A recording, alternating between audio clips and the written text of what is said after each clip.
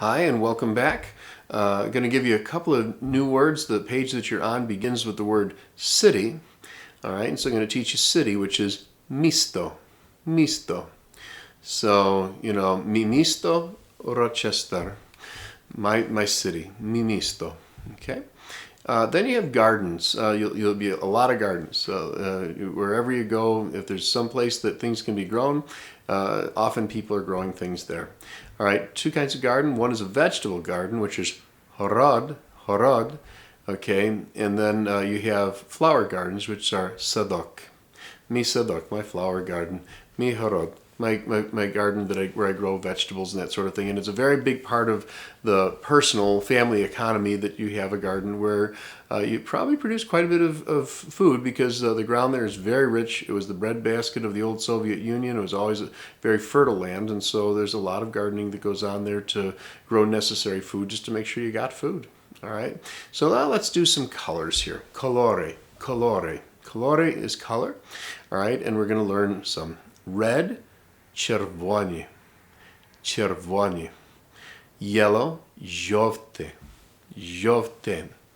All right, green, zeleny, blue, syny. And there's a little y on the end of those words there. You'll see that little y. It's very subtle, but it's there. Okay, you'll find eventually if it's very subtle, they're still going to understand you. Okay, but anyway, syny. Okay, Billy for white, black, czarny. Now, I will tell you something, because as Americans, if you hear this over there, it may be a little disturbing to you at first, but you have to understand it's not America. You're in a different country. Okay. Sometimes people will refer to like people from Africa as czarny, but it is not an insult. It does not have the history in Ukraine that it has here in America. You will hear them also use the word neher.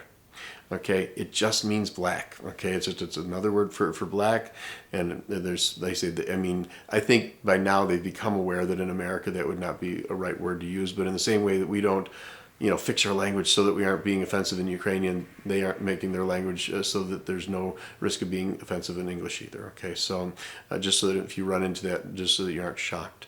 Okay, purple, fioletowy. Okay, now, if you look at that, it almost looks like violet, okay, and that'll help you to remember that one, fioletowy. Okay, and then pink, różowy. Okay, so there's some colors for you, and God bless you. I hope you enjoy your colors.